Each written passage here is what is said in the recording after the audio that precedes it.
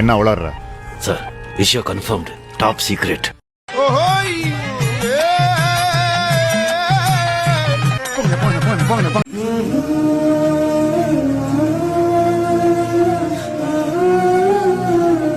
சும்மா நானே என் பொண்டாட்டி வீட்டுல சோறாக்கலன்னு கவலையில போயிட்டு இருக்கேன். சிறில ஏமாத்துறான். சொர்க்கு வரைக்கும் போறேன். வீட்டுக்கோ பொம்பாரி அடிக்கும் சொர்க்கு.